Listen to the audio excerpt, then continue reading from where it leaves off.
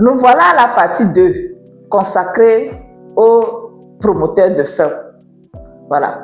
Donc, je suis en train de partager mon expérience que j'ai fait avec le placement des ouvriers permanents sur les fermes sur l'année 2025. J'ai déjà partagé l'expérience que j'ai eue avec les ouvriers. Et dans cette vidéo, je vais vous partager maintenant l'expérience que j'ai eue avec les promoteurs de ferme. Vous me suivez pour la première fois, moi c'est Soli. Je suis une entrepreneur agricole, passionnée du monde rural. Je travaille avec des producteurs locaux sur des projets agricoles. Moi-même, je suis en milieu rural. C'est là que je vis, dans la préfecture du Karou, ici au Togo. Et je gère aussi des fermes agricoles pour les exploitants individuels qui me sollicitent.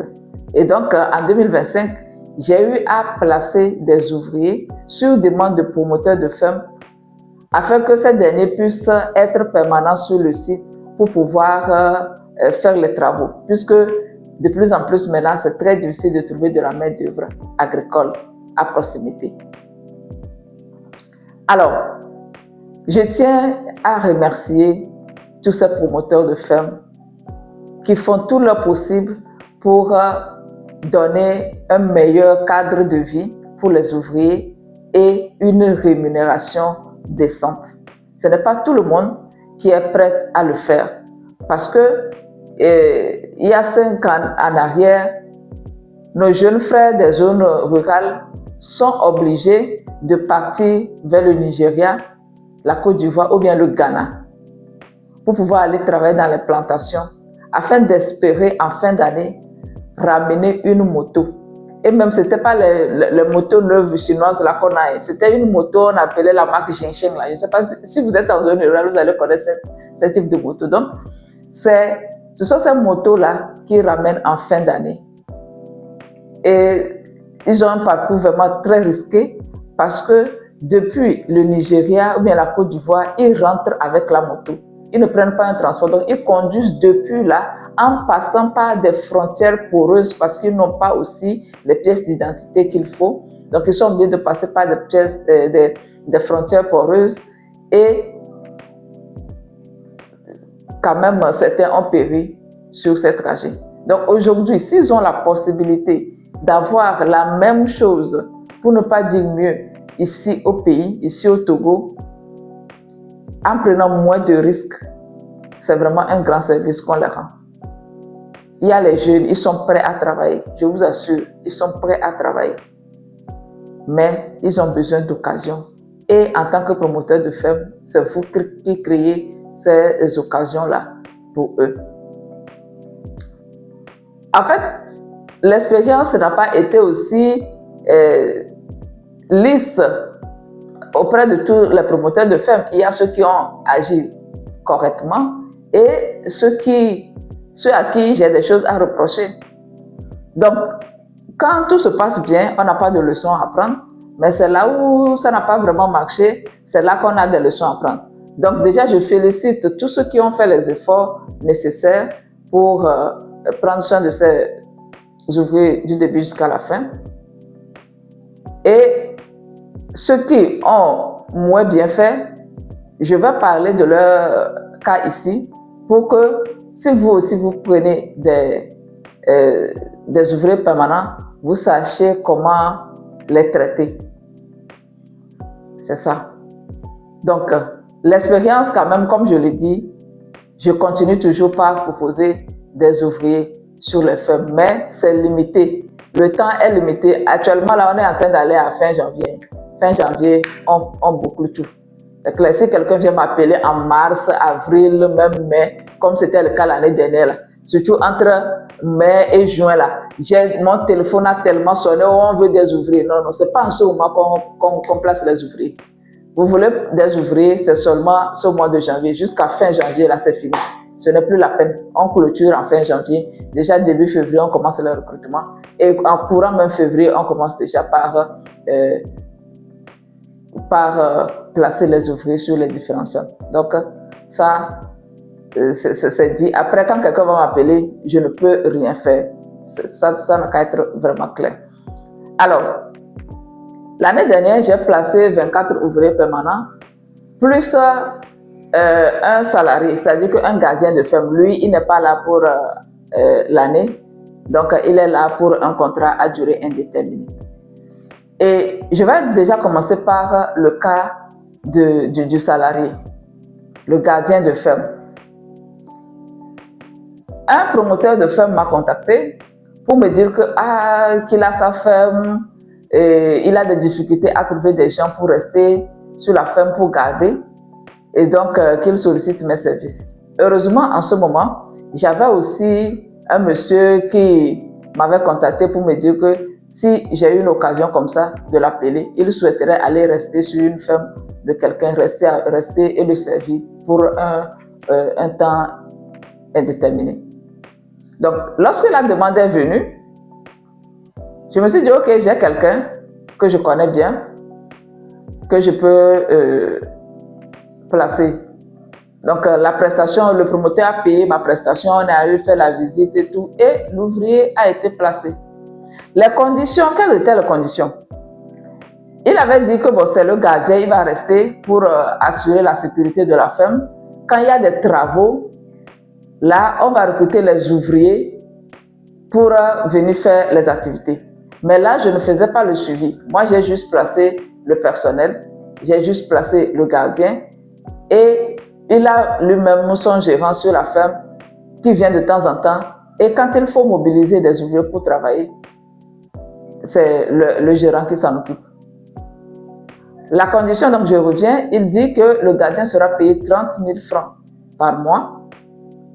Et lorsqu'il fait une activité sur la ferme, si c'est un sarclage, si c'est un semis, en fait, l'activité qu'il va faire, il est traité comme un ouvrier. Donc, on va aussi le payer cela pour que cela s'additionne à ces 30 000 francs. Et le promoteur même disait qu'il lui donne aussi la possibilité de cultiver pour lui-même sur une superficie de 8 carrés. Donc moi, j'ai trouvé ces conditions-là acceptables. Le monsieur devait aller sur le site avec sa femme.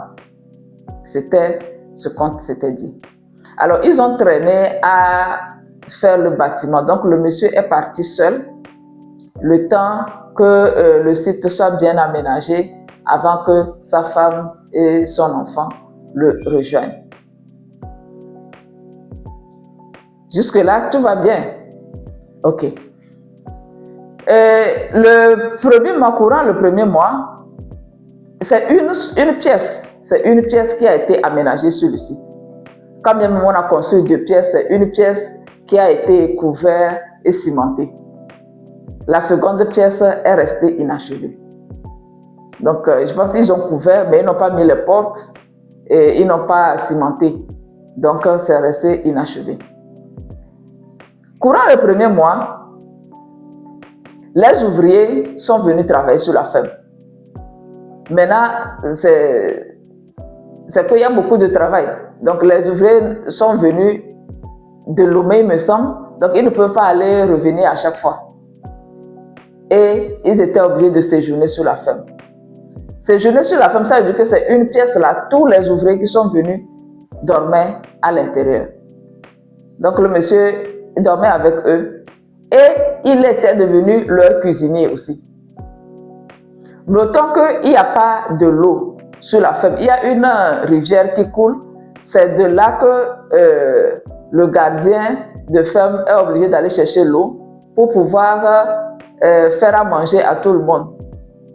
Vous voyez, ça, ce n'était pas prévu dans le contrat initial, mais bon, on s'est dit que comme il est là, il peut préparer, il le fait.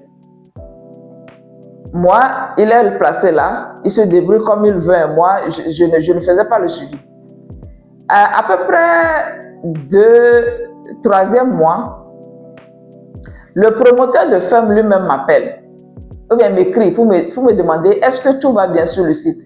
Je lui dis, bon, moi, je n'ai pas de nouvelles, je ne demande pas de nouvelles à l'agent que j'ai placé, donc j'espère que tout va bien. Et le promoteur lui-même me dit de pousser des enquêtes auprès du gardien pour pouvoir vérifier certaines informations que le gérant lui donnait parce qu'il a l'impression que le gérant est en train de frauder ou bien voilà, d'exagérer certains coûts. Donc, il m'a donné un certain nombre de questions qu'il faut que je pose au gardien pour qu'il puisse s'assurer. Bon, je lui ai dit que ça, je peux me déplacer sur le site, aller constater ce qu'il faut et discuter avec le gardien. Donc, c'était une prestation payante. Il m'a payé, je suis allée. Au moment même où le gérant n'était pas sur la ferme. Et j'ai recueilli les informations qu'il faut. C'est là que je comprends, c'est là que le gardien me dit que depuis qu'il est arrivé, ça faisait 3e mois, qu'il n'a pas été payé. Qu'en fait, le gérant lui a dit que actuellement, comme il y a beaucoup de travaux, c'était en début de saison, comme il y a beaucoup de travaux sur le site, ils vont prendre l'argent qui est là pour pouvoir faire avancer les travaux. Et lorsqu'ils vont finir les travaux, il va lui payer en globalité et cela peut lui servir vraiment à réaliser quelque chose. C'est-à-dire que quelqu'un qui est payé 30 000 francs le mois, écoutez-moi bien, quelqu'un qui est payé 30 000 francs le mois, il vient sur la ferme, vous lui demandez que sa femme aussi le rejoigne, mais chaque fin du mois, vous ne payez pas. En fait, moi, le gardien, là, il ne m'a jamais appelé pour se plaindre. C'est quand le promoteur m'a envoyé sur la ferme que je suis en train de remarquer tout cela. Et la chambre aussi, ce n'est pas lui, c'est sa chambre. Et quand les ouvriers viennent, ils se partagent la chambre et tout. Donc, il a dit, vu les conditions dans lesquelles il est, ce n'est pas approprié pour qu'il ramène sa femme et son enfant. Maintenant, il vit de quoi? C'est quand il fait aussi. Donc, il a oublié de faire le manœuvrage sur le terrain. Quand les ouvriers viennent, lui aussi, il sarque le peu carré. C'est les 2 000, les 3 000 là que le gérant lui donne de temps en temps. C'est ça qu'il prend pour se gérer un peu. Et même les travaux qu'il fait, ce n'est pas la totalité que le gérant lui paye. Bref, c'est ça. Donc, j'informe le promoteur, j'attire son attention là-dessus. Il me dit que oui, bon, que ils vont le payer. J'ai dit, ah, ça c'est quand même compliqué. Le monsieur travaille avec vous, vous ne payez pas. Ils disent, non, ça c'est rien, ils vont payer. Donc, ils ont finalement payé le monsieur. Alors, quelque temps après, le gardien m'appelle, il me dit que franchement, la situation dans laquelle il est là, il souhaite quitter la ferme parce que le paiement ne vient pas toujours. Et encore ça, ils ont encore accumulé 3 mois. 3 mois. Et cette fois-ci même les travaux qu'il fait sur la ferme, le gérant refuse de lui payer. Et il y avait la rentrée en septembre. Il a même supplié le gérant de lui donner quelque chose pour qu'il envoie à sa femme. Pour que, même si c'est 1 mois de salaire, il n'a qu'à envoyer, il va donner ça à sa femme. Le monsieur, le gérant dit que non, qu'ils n'ont pas d'argent, c'est 10 000 francs. Il a envoyé. Et lorsque le gardien m'a appelé pour me dire ça, en fait, je n'arrivais pas à croire, parce que le salaire, c'est 30 000. C'est 30 000 par mois. Imaginez. Le salaire, c'est 30 000 par mois.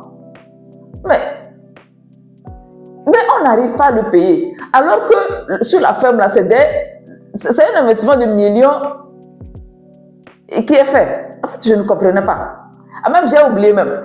Il y avait les ouvriers, un jour même, les ouvriers étaient tellement venus. Ils étaient 8 ouvriers comme ça, alors qu'il n'y a qu'une seule pièce. Bon, le gardien, c'est quelqu'un qui n'a pas de problème et tout. Ils étaient trop dans la chambre. Donc, il a dit, je vais aller dormir à côté. Là où la chambre inachevée là. Donc, c'est dans la chambre inachevée là qu'il dormait. Lorsque j'ai posé la question au promoteur pour dire, mais comment vous pouvez mettre les gens dans des conditions comme ça? Une chambre dans laquelle il n'y a pas de fenêtre, ce n'est pas cimenté, il n'y a pas de porte. Un employé avec vous dans la brousse, il dort dedans. Est-ce que sa sécurité même? Il dit non, que c'est lui-même qui a dit qu'il va dormir là-bas. Mais même en étant humain, Le monsieur là, le promoteur, vous êtes sur ma chaîne, parce que c'est sur ma chaîne que vous m'avez trouvé. Et je leur ai dit aussi, je vous l'ai dit en inbox, en tant qu'humain, est-ce que vous pouvez traiter les gens comme ça? Si vous-même on vous dit de dormir dans ces conditions, est-ce que vous allez accepter? Et quand je lui faisais le rappel sur le salaire, j'ai dit, mais comment tout ce temps-là, vous ne payez pas le monsieur? Le promoteur a osé me dire qu'en fait, c'est des arriérés de salaire. Ça arrive dans toutes les entreprises. Je suis désolée de vous dire que ce n'est pas toutes les entreprises qui agissent comme vous l'avez fait. J'étais très remontée contre ce monsieur. Vous contactez des gens, faisant comme... En fait, comme je ne connaissais pas ce promoteur et tout ça, j'ai dit, monsieur, est-ce que j'ai mis les conditions? Il m'a dit, oh, que lui va bien traiter, que je ne m'inquiète pas. Hein? Que je n'ai qu'à seulement envoyer, je vais voir. En fait, effectivement, il m'a montré. Il m'a montré ce que je voulais voir. En fait, je suis très sensible au mauvais traitement des personnes dites vulnérables. Ça m'a tellement choqué. Quelqu'un qui est sur votre ferme, le salaire c'est seulement 30 000. Et vous accumulez jusqu'à 3 mois. Vous ne payez pas la personne. Et quand je pose la question, il trouve que c'est normal. Il me dit non, bon, ça arrive, c'est des arriérés de salaire. Ça arrive. Et j'ai dit, faites tout, vous payez le monsieur. Il dit qu'il va quitter la ferme. Le monsieur m'a dit, ok. En plus de ça, ce n'est pas seulement les 3 mois. Le monsieur a vraiment travaillé sur la ferme. On ne l'a pas payé. Donc, on a accumulé les 3 mois là, et plus tous les travaux qu'il a fait. On a fait le total. Et finalement, ils l'ont payé. Et le monsieur a pris ses affaires. Il a quitté la ferme. Depuis là, le promoteur ne m'a jamais écrit pour me dire. En fait, il m'a dit, ok, on va faire le calcul et je vous reviens. Jusqu'aujourd'hui, là, je n'ai plus eu de ces nouvelles. Vous voyez ce que vous faites. Après, c'est pour dire non, et on ne trouve pas des gens sérieux, alors que vous-même, vous êtes des gens malhonnêtes. En tout cas, vous allez continuer par attirer vers vous des gens comme vous. Maintenant, quand vous aurez quelqu'un de sérieux, il ne va pas durer. Voilà, parce que quelqu'un qui connaît sa valeur ne peut pas accepter ces conditions-là. Quelqu'un qui va être sur votre ferme de façon honnête ne peut pas accepter ces conditions. Si quelqu'un va rester avec vous, c'est que la personne va vous voler tout le temps. C'est ça qui peut le motiver à rester. Mais s'il doit être honnête avec vous, il ne peut pas rester. Parce que personne ne peut vivre dans ces conditions. Donc, je lance ici un avis à tous ces promoteurs de ferme qui savent que la valeur humaine n'est pas importante, qui utilisent les gens au lieu de collaborer avec eux, qui ne considèrent pas l'humain. Ne me contactez pas. Parce que moi, là, les ouvriers, ces personnes du monde rural qui travaillent pour vous, là, en fait, je suis beaucoup plus de leur côté que des côtés des promoteurs de fermes malhonnêtes. Parce que moi, ma prestation, il a tout payé. Hein. Il n'a pas de difficulté à payer mes prestations. Hein. Il paye cash, sans discuter. Mais quand il s'agit d'une personne qu'il voit qu'il ne peut pas se défendre, là, vous pouvez faire n'importe quoi. Non. Je préfère perdre ce type de marché, ce type de promoteur et défendre ces personnes dignes, honnêtes, qui travaillent. Ceux qui ont déjà travaillé avec moi savent que je défends beaucoup les ouvriers. Je les défends beaucoup. Je les aime beaucoup, c'est pourquoi. Maintenant, quand les ouvriers aussi, eux, ils font quelque chose qui n'est pas bon, je les remets aussi à leur place parce que ce n'est pas facile de créer une ferme et de payer quelqu'un. Mais quand l'ouvrier est dans ses droits, il fait tout ce qu'il faut, mais reçoit des mauvais traitements, ça, je ne suis pas d'accord. Bon, je ferme cette parenthèse. Ça, c'est l'exemple d'un promoteur de ferme, ce qui m'a fait, et puis ça ne m'a pas plu. J'ai passé l'information en privé, mais aussi, comme je suis en train de partager l'expérience, je partage l'expérience avec vous. Ah, déjà la vidéo commence par durer, donc je ne peux pas peut-être partager toutes les expériences, mais bon, je vais encore prendre un autre cas. Bon, je vais aller très brièvement sur les autres cas, je ne vais plus trop détailler. Donc, il y a une autre femme aussi, sur laquelle le promoteur ne trouvait pas nécessaire de varier la nourriture pour les ouvriers. C'est-à-dire qu'il faut vraiment expérimenter certaines choses pour croire. Quoi. Ce qui sort même de l'ordinaire, il faut expérimenter des choses pour croire. Et puis, pour comprendre aussi qu'il y a des promoteurs de ferme qui considèrent des ouvriers comme des sous-hommes. Le promoteur, en fait, se plaint que pourquoi on va acheter le riz, haricots. Non, l'ouvrier, c'est la pâte qu'il doit manger. L'ouvrier va manger la pâte de février jusqu'à décembre. Bon, j'ai fait une vidéo ici pour vous montrer ce qu'on donne aux ouvriers. Ce n'est pas aussi quelque chose d'extraordinaire, non. Mais on fait quand même pour qu'ils puissent varier leur nourriture. Des promoteurs de ferme qui ne trouvent pas vraiment utile d'acheter du riz, de l'haricot, des poissons, voilà, au niveau des poissons même. Il y a certains promoteurs de ferme qui sont prêts à aller acheter les déchets de poissons qu'on vend au marché là, pour qu'ils fassent la chose. C'est vrai que dans les villages, il y a des gens qui consomment ça. Hein. Mais si vous voulez passer par moi pour vous placer des ouvriers, sachez que les ouvriers que moi je vais vous placer là, eux ne vont pas manger ça. Moi-même, je vais leur dire ça, de ne pas accepter manger les déchets de poissons. Vous achetez des poissons en bonne et due forme que vous allez leur donner. Les déchets de poissons, là, il faut laisser. Donc, si un promoteur de ferme, je lance encore l'appel, ne peut pas donner à manger convenablement aux ouvriers, ce n'est pas la peine. On est d'accord? Donc, un autre cas, ça, je n'ai même pas placé d'ouvrier là-bas, franchement. Je n'ai pas placé d'ouvrier là-bas. J'étais allée, le promoteur a payé la prestation, j'étais allée visiter sa ferme et vu le type de bâtiment qu'il y a sur la ferme, j'ai dit que je ne peux pas envoyer des ouvriers là-bas. Oui. Je ne peux pas envoyer des ouvriers là-bas. Il n'y avait pas l'eau sur la ferme. Le bâtiment même, ce n'était pas vraiment ça. Et quand j'ai dit, bon, il n'y a pas d'eau sur la ferme, le promoteur se dit que, bon, il y a un fleuve qui n'est pas loin de là. Donc, normalement, il pouvait se contenter de ça. Non, si vous n'avez pas une source d'eau potable sur votre ferme, ne me contactez pas non plus pour demander des ouvriers. On est d'accord? Parce que même s'il n'y a pas de source d'eau potable sur votre propre ferme, même si c'est à proximité, bon, on peut voir, on peut discuter de la manière dont ils peuvent s'approvisionner de l'eau. Mais si vous dites que non, que l'eau qu'ils vont boire là, c'est ça que tout le monde utilise, pourquoi eux, ils veulent l'eau potable?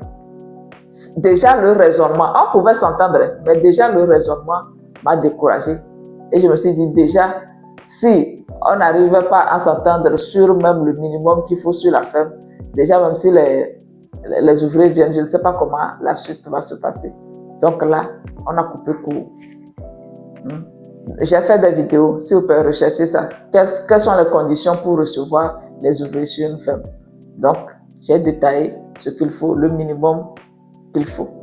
Et donc, les ouvriers, quand il s'agit d'un couple, il faut une pièce et il faut maximum une pièce pour 3 ouvriers. Et donc, quand on prend une pièce, le maximum que ça peut prendre, c'est 3 ouvriers. Si sur votre ferme, vous n'avez qu'une seule pièce, donc c'est 3 ouvriers seulement que vous pouvez prendre. Et il ne peut pas avoir un couple à l'intérieur. Maintenant, ce que j'aimerais préciser, c'est que quand vous demandez aussi des ouvriers, vous serez obligé aussi, je serai obligé de vous imposer de prendre aussi une cuisinière, de recruter une cuisinière. C'est-à-dire que la cuisinière aussi doit venir d'un village. Je dois aussi vous placer la cuisinière. Parce que si c'est sur la ferme qu'on va préparer pour donner, ça aussi c'est compliqué. Les ouvriers qui viennent là, ce sont des pères de famille. Hein. Ce sont des gens qui sont d'une manière ou d'une autre indépendants, mais c'est parce qu'ils sont obligés de venir travailler sur la ferme qu'ils vont rester sous une autorité. C'est clair. Maintenant, au niveau de la nourriture, la façon dont les ouvriers mangent, ça sort un peu de l'ordinaire, ce n'est pas comme tout le monde.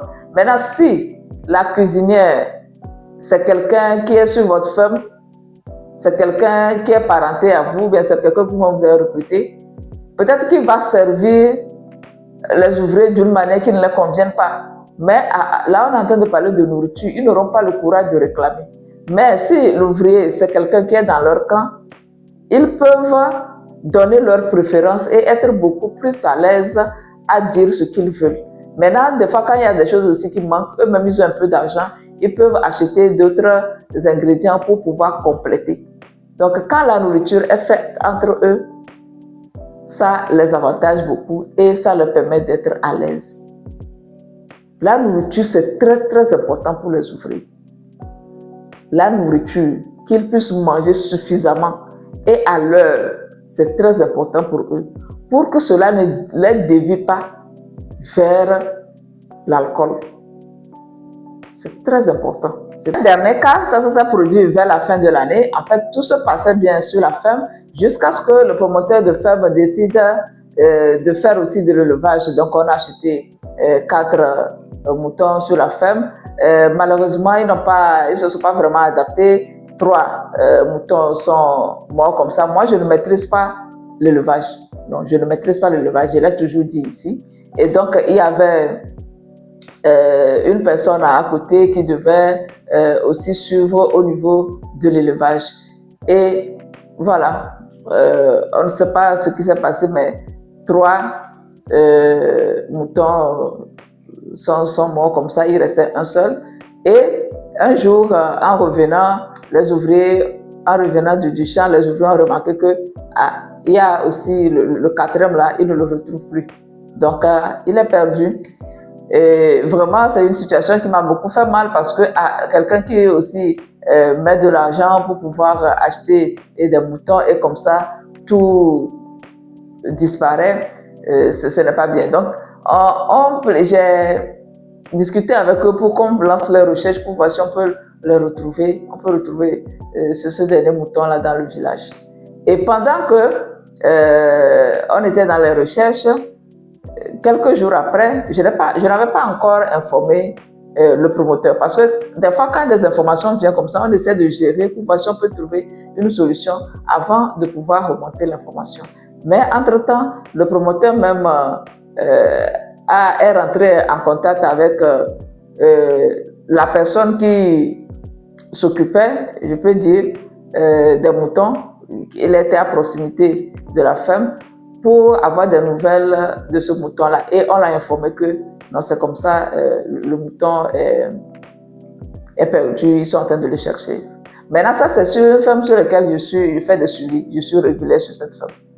Donc, le promoteur ne m'a pas appelé pour me dire quoi que ce soit, il part appeler directement le chef du village pour lui dire que c'est comme ça, il a amené les chèvres sur sa ferme et les chèvres sont morts. Finalement, le dernier même est perdu, il ne comprend pas. Et qu'est-ce que le chef a fait?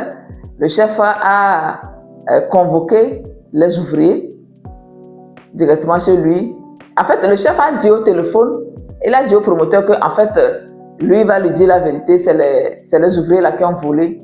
C'est les ouvriers que moi j'ai placés là, que c'est eux qui ont volé la chèvre. Bon, ça c'était un peu, moi j'étais au courant de rien. Après, le lendemain, le chef a convoqué les ouvriers et eux aussi ne savaient même pas que l'information est arrivée chez le chef. Et il leur a menacé de ramener le mouton. S'ils ne ramènent pas le mouton là, ils vont voir ce qui va se passer, qu'il va aller amener un charlatan qui va faire des cérémonies et on va vraiment prouver que c'est eux qui ont pris. Mais le monsieur est en train d'accuser les ouvriers sans avoir de preuves. Moi, je sais que mes ouvriers là, ils n'ont pas volé le mouton. Ils ne peuvent pas. Oui, moi je sais qu'ils n'ont pas volé. En réalité, le chef lui-même, il a des ouvriers. Et ce sont ces ouvriers qui sont les voleurs dans le village.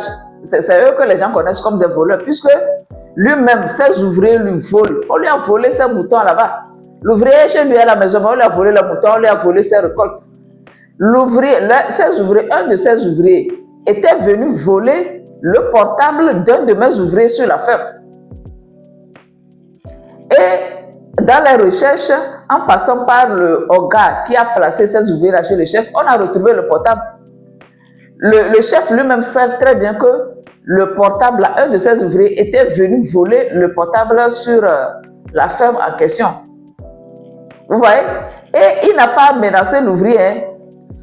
On devait même amener l'affaire au niveau de la gendarmerie, mais c'est le chef lui-même qui a fait d'une manière ou d'une autre pour ramener. C'est le chef lui-même qui a retourné le portable à l'ouvrier, à mon ouvrier de la ferme. Donc vous voyez, il y avait ça c'est quelque chose même, c'est une honte qui était sur lui. Et maintenant le mouton se perd, il vient dire que ce sont mes ouvriers qui ont volé le mouton. Alors que probablement c'est lui, ses ouvriers, parce que c'est eux qui volent dans le village. Mais bon, ça, c'est ça. Moi, la réaction, c'était ça. Ils ont menacé les ouvriers là-bas. C'est en sortant de chez le chef que le chef ouvrier m'a appelé pour m'informer de la situation. Il dit, mais de quel droit on va venir vous menacer comme ça? Alors, je rappelle directement le promoteur de ferme pour vraiment comprendre ce qui se passe. Et ça là, ils me disent, oui, leurs choses se perdent, leurs moutons se perdent sur la ferme, ça les a tellement dépassés, ils ne savent pas, bon, qu'en fait, les ouvriers là, ils sont méchants, ils ont commencé par se plaindre, et que même, ils vont, l'argent de moutons là, ils vont prélever ça dans leur rémunération finale. Bon, moi, j'ai dit, ok, vous pouvez prélever, il n'y a pas de souci, vous pouvez prélever. Donc, déjà, même ce genre de traitement, ça m'a aussi mis mal à l'aise parce que jusque-là, avant l'histoire de ces moutons-là, les ouvriers travaillent très bien. Ils ont apprécié le travail des ouvriers. Mais parce qu'un mouton est perdu, donc on dit non, les ouvriers là, ils sont méchants. Ils ont commencé par remettre en cause même l'apport de ces ouvriers. Après tout, le promoteur a voulu calmer la situation, mais moi, ce qui est sûr, je ne vais plus placer d'ouvriers sur cette ferme. Ils n'ont qu'à essayer avec d'autres personnes. Parce que il y a aussi, quand il y a des difficultés, c'est vrai que quand on travaille avec des gens, et surtout dans le domaine agricole, il peut y avoir des malentendus, mais c'est la manière dans laquelle on essaie de résoudre ce problème-là aussi qu'on doit revoir. Donc finalement, ils ont payé les ouvriers en totalité, hein. Ils ont tout payé, ils n'ont rien prélevé. Ce sont des gens quand même assez corrects, mais je ne sentais plus la relation, donc on a mis fin aussi, et j'ai mis fin aussi à ce contrat. Alors, voilà, j'ai partagé avec vous l'expérience que j'ai eue avec les promoteurs de ferme. Dites-moi dans les commentaires ce que vous en pensez. Vos commentaires sont toujours les bienvenus. S'ils sont pour toi, je vais répondre. Merci beaucoup d'avoir suivi jusqu'à la fin. Je vous donne rendez-vous dans quelques jours pour une nouvelle vidéo. D'ici là, prenez bien soin de vous, portez-vous bien. Au revoir.